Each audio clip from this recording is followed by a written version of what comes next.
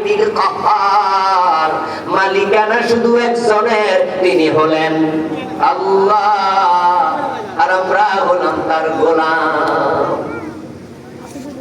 জান্নাতে দেওয়ার আগে আল্লাহ গোলামদেরকে বলবেন ওয়াদখুলি ফি ইবাদি ওয়াদখুলি জান্নাতি, আগে আমার গোলামের কাতারে দাঁড়াও, যারা দাঁড়াবে সেদিন গোলামের কাতারে তারাই জান্নাত পাবে।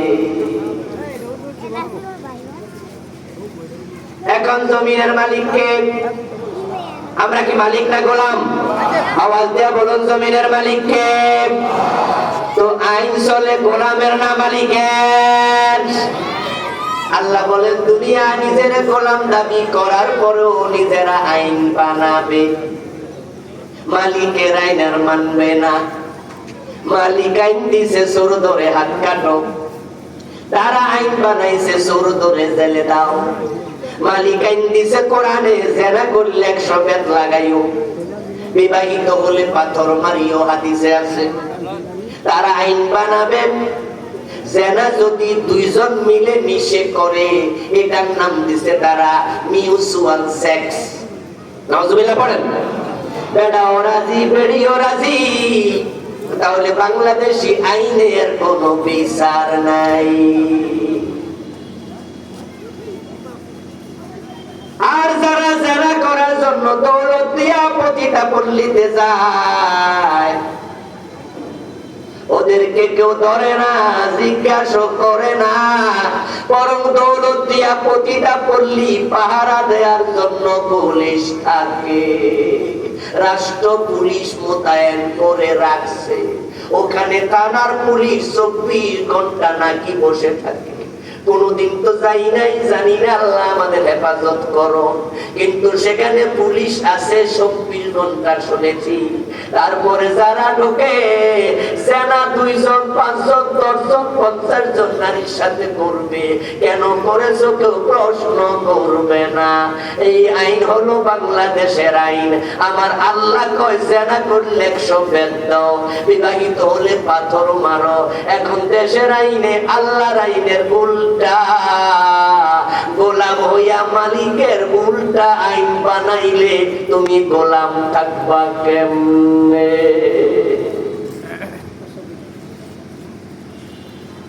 যে আইনে 54 বছর বাংলাদেশ চলছে, এখন যে সংবিধান জেনার অনুমতি দেয়, যে সংবিধান মদ খাওয়ার অনুমতি দেয়, আমাদের হোটেল সোনারগাঁয়ে মদের বার নাই।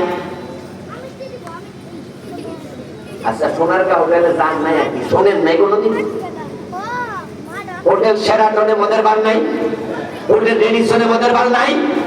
ওখানে পুলিশ ধরতে যায়, এটা সরকারের অনুমোদন করা। ওখানে ওরা মদ বিক্রি করতে পারবে, লাইসেন্স আছে। এবার বলুন তো, ইসলামে মদ খাওয়া জায়েজ না হারাম? মদ খাইলে আপনি সুমো দিবেন না 80 বেত দিবেন?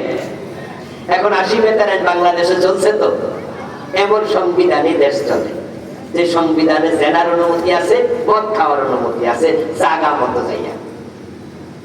এবার গোলামেরা বলো, যারা আল্লাহর গোলাম, এই জাতীয় সংবিধান পরিবর্তন করে আল্লাহর আইনকে সংবিধান বানানো দরকার আছে না? না, এটা কি সবাই পছন্দ হবে? যাদের হবে তারা মুমিন। আর আল্লাহর আইনের কথা শুনলে যাদের ভালো লাগে না, তারাই মুনাফিক। إذا قيل لهم تعالوا إلى ما أنزل الله وإلى الرسول رأيت المنافقين يصدون عنك صدودا। ও নবী, যখন তাদেরকে বলা হবে আসো আল্লাহর আইনের দিকে, আসো কোরআনের দিকে, ইযা দুউ ইলাল্লাহি ওয়া রাসূলিহি লিয়াহকুমা বাইনাহুম ইযা ফারিকুম মিনহুম মুরিদুন। কোরআনের আইনের দিকে আসো, হাদিসের আইনের দিকে আসো, আল্লাহর আইনের দিকে আসো। যাদের অন্তরে মুনাফিকি আছে তারা তখন মুখ ফিরাইয়া নেবে।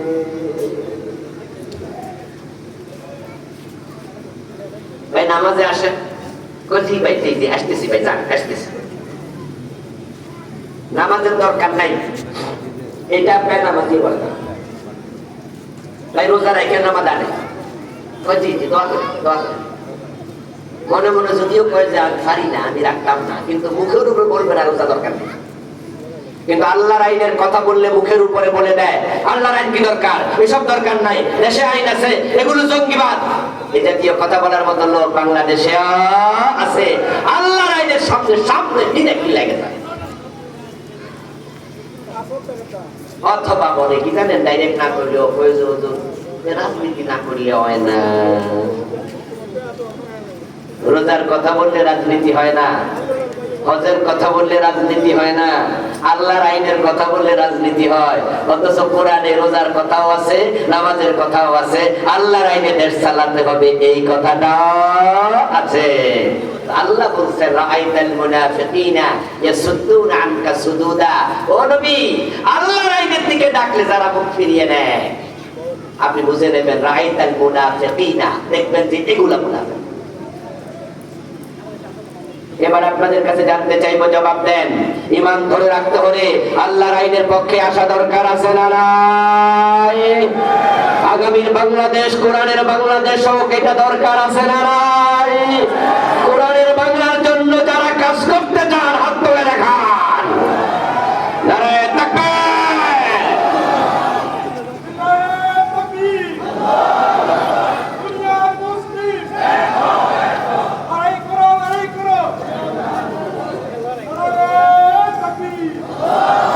আমার প্রিয় ভাই, তাহলে আমরা আল্লাহর আইনের পক্ষের লোক, ঠিক না?